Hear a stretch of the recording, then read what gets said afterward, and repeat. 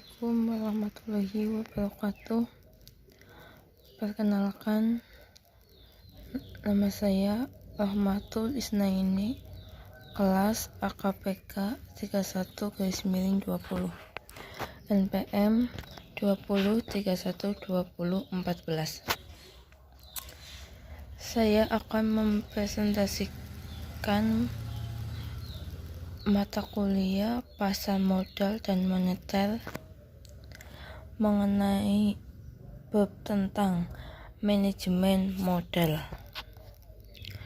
Modal kerja diperlukan oleh perusahaan untuk memenuhi kebutuhan operasional sehari-hari seperti pembelian bahan baku, pembayaran upah buruh, dan pembayaran lainnya. Modal kerja salah satu unsur aktiva perusahaan. Tanpa modal kerja, perusahaan tidak dapat memenuhi kebutuhan dana untuk menjalankan aktivitasnya. Konsep dasar manajemen modal. 1. Pengertian manajemen modal kerja. Beberapa ahli mendefinisikan modal kerja sebagai berikut. A. Dana yang harus tersedia untuk membiayai kegiatan operasional perusahaan sehari-hari. B. Investasi perusahaan dalam aktiva jangka pendek seperti kas, sekuritas atau surat-surat berharga, piutang dagang, dan persediaan. 2. Konsep dan sasaran manajemen modal kerja. Konsep modal kerja adalah sebagai berikut. 1. Konsep kuantitatif. Dalam konsep kuantitatif, modal kerja adalah sejumlah dana yang tertanam dalam aktiva lancar yang berupa kas, piutang, dan persediaan. 2. Konsep kualitatif. Konsep ini berdasarkan sebagian dari aktiva lancar yang dapat digunakan untuk membiayai operasional perusahaan tanpa mengganggu likuiditasnya, yaitu yang merupakan kelebihan aktiva lancar di atas utang lancarnya. 3. Konsep fungsional. Konsep ini berdasarkan fungsi dari dana dalam menghasilkan pendapatan atau income. Setiap dana yang digunakan dalam perusahaan dimaksudkan untuk menghasilkan pendapatan. Sasaran yang dicapai dari manajemen modal adalah memaksimalkan nilai perusahaan dalam mengelola aktiva lancar sehingga tingkat pengembalian investasi marginal adalah sama atau lebih besar dari biaya modal yang digunakan untuk membiayai aktiva-aktiva tersebut. Meminimalkan dalam jangka panjang biaya modal yang digunakan untuk membiayai aktiva lancar. Mengawasi arus dana dalam aktiva lancar dan ketersediaan dana dari sumber utang, sehingga perusahaan selalu dapat memenuhi kewajiban keuangannya ketika jatuh tempo. Modal kerja yang cukup akan memberikan keuntungan bagi perusahaan antara lain. A. Melindungi perusahaan terhadap krisis modal kerja karena turunnya nilai aktiva lancar. B. Memungkinkan untuk dapat membayar kewajiban-kewajiban tepat pada waktunya. C. Menjamin dimilikinya kredit standing perusahaan semakin besar dan memungkinkan bagi perusahaan untuk menghadapi bahaya atau kesulitan keuangan yang mungkin terjadi. D. Memungkinkan untuk memiliki persediaan dalam jumlah yang cukup untuk melayani para konsumen. E. Memungkinkan perusahaan untuk memberi syarat kredit yang lebih menguntungkan kepada para pelanggannya. 3. Jenis-jenis dan komponen modal kerja. Taylor atau Rianto 2001 menggolongkan jenis-jenis modal kerja dalam dua kelompok utama sebagai berikut. Yang pertama, modal kerja permanen atau permanent working capital. Modal kerja permanen dibagi dua macam, yaitu 1. Modal kerja primer adalah modal kerja minimal yang harus ada dalam perusahaan untuk menjamin agar perusahaan tetap bisa beroperasi. 2. Modal kerja normal merupakan modal kerja yang harus ada agar perusahaan bisa beroperasi dengan tingkat produksi normal.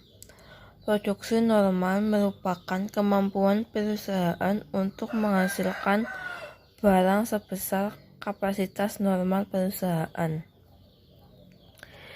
Yang kedua, modal kerja variabel atau variable working capital. Modal kerja variabel dibedakan dalam 1. Modal kerja musiman, yaitu modal kerja yang jumlahnya berubah-ubah disebabkan fluktuasi musim. 2. Modal kerja skill, yaitu modal kerja yang jumlahnya berubah-ubah disebabkan fluktuasi konjungtur. 3. Modal kerja darurat, yaitu modal kerja yang besarnya berubah-ubah karena adanya keadaan darurat yang tidak diketahui sebelumnya, misalnya bencana alam, pemogokan para buruh, dan sebagainya. Alternatif untuk pemenuhan kebutuhan dana dalam kaitannya dengan aktiva lancar ada 3, yaitu sebagai berikut. 1. Mixing up crowd.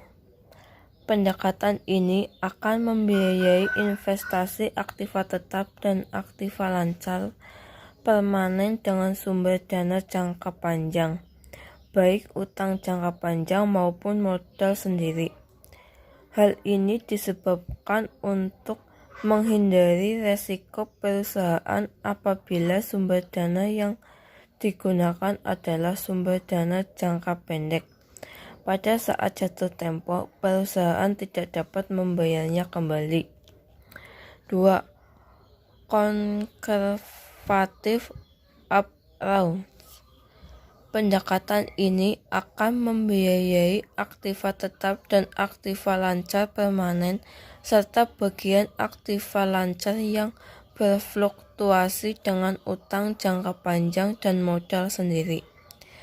Dengan demikian, struktur utang jangka pendek akan lebih kecil dibandingkan dengan matching approach. 3.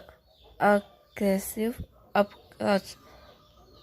Aggressive approach adalah pendekatan dalam pemenuhan kebutuhan dana dengan menggunakan struktur utang jangka pendek yang lebih besar jika dibandingkan dengan pendekatan lain.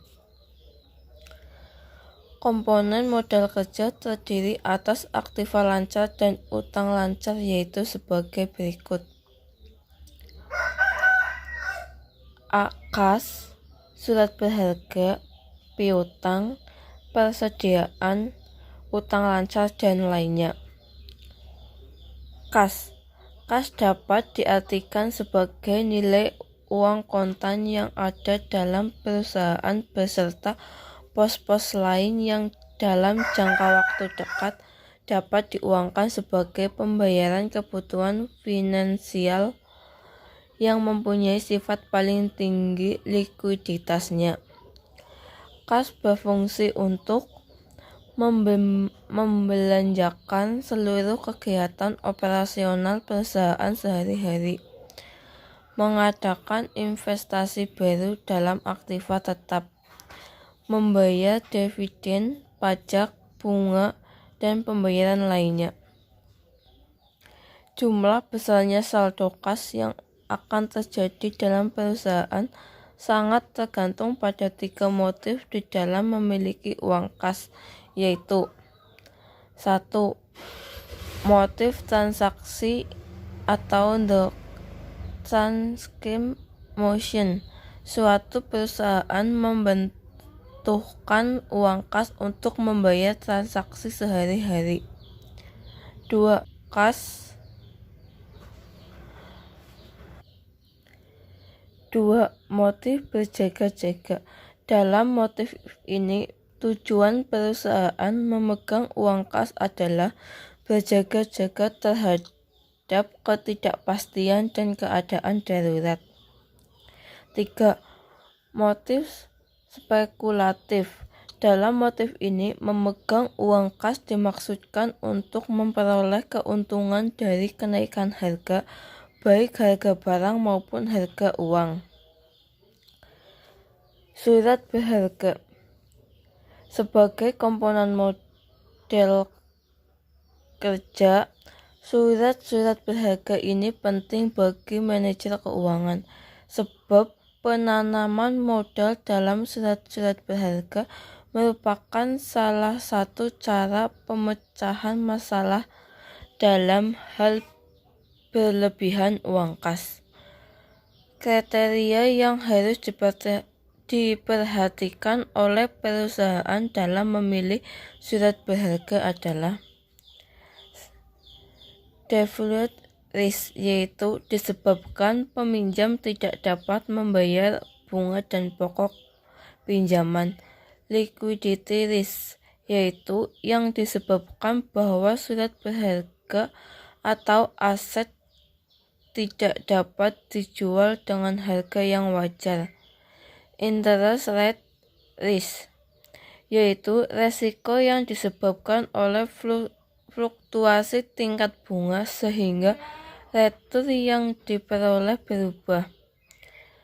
Return risk, yaitu tingkat keuntungan yang diharapkan dari adanya surat berharga. Piutang. Piutang adalah kekayaan atau aktiva perusahaan yang timbul sebagai akibat adanya politik penjualan kredit. Piutang ini dapat menimbulkan keuntungan sebagai berikut. Kenaikan hasil penjualan. Kenaikan laba sebagai akibat dari kenaikan dalam penjualan. Memenangkan persaingan. Persediaan. Persediaan atau inventory merupakan bagian utama dari modal kerja yang pada setiap mengalami perubahan. Masalah investasi dalam inventory merupakan masalah pembelanjaan aktif, seperti investasi dalam aktiva-aktiva lainnya. Masalah penentuan besarnya investasi atau alokasi modal dalam inventory mempunyai efek yang langsung terhadap keuntungan perusahaan. Utang lancar dan lain-lain. Pengelolaan modal kerja akan memperlancar operasi perusahaan. 4. Kebijakan dan penentuan kebutuhan modal. Metode penentuan besarnya modal kerja sebagai berikut. A. Metode keterkaitan dana. Untuk besarnya modal kerja dengan metode ini, kita perlu mengetahui 2 faktor yang mempengaruhi antara lain. 1. Metode terikat modal kerja. Dalam periode ini, jangka waktu yang diperlukan dimulai sejak kas ditanamkan ke dalam elemen-elemen modal kerja sampai menjadi kas lagi. Periode terikatnya modal kerja pada perusahaan perdagangan dapat digambarkan sebagai berikut. Kas menjadi barang, piutang, kas.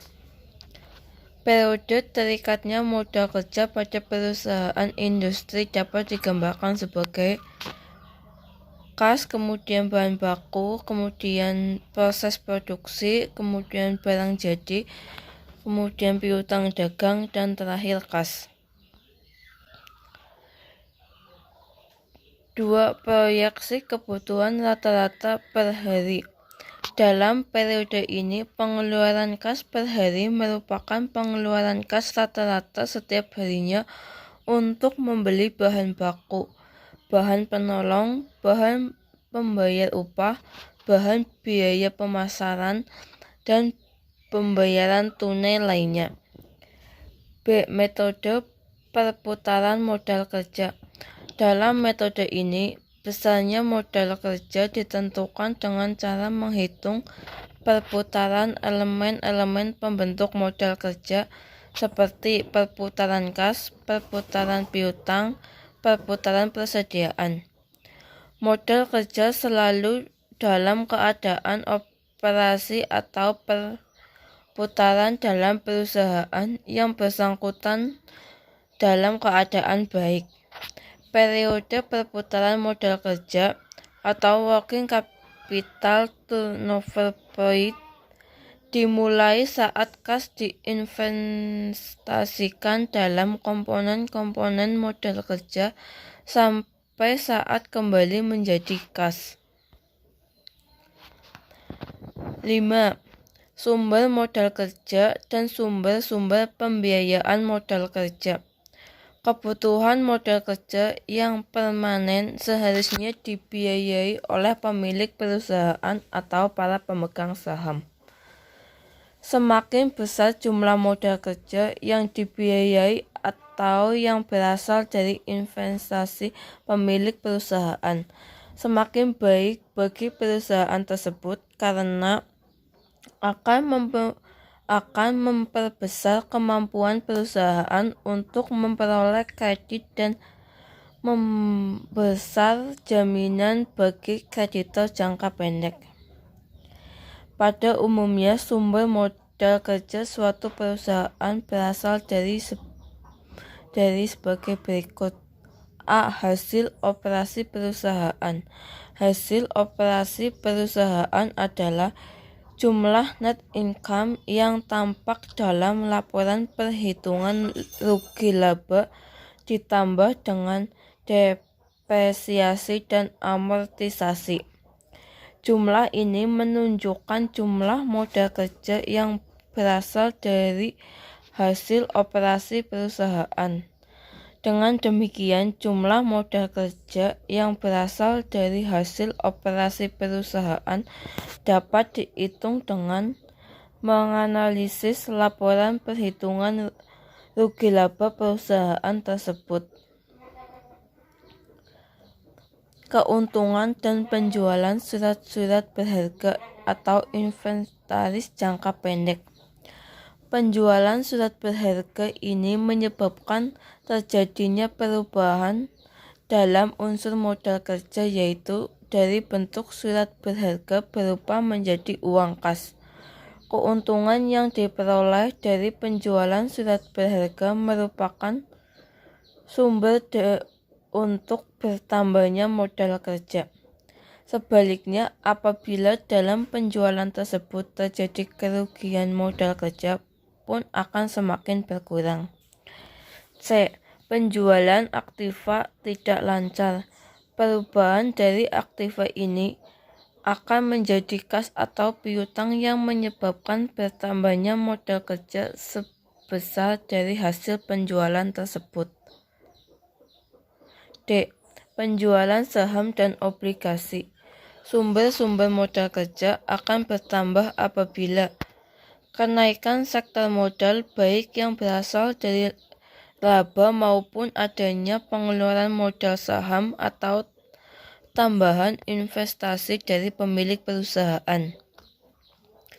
Pengurangan atau penurunan aktiva tetap yang diimbangi dengan bertambahnya aktiva lancar karena adanya penjualan aktiva tetap maupun melalui proses depresiasi.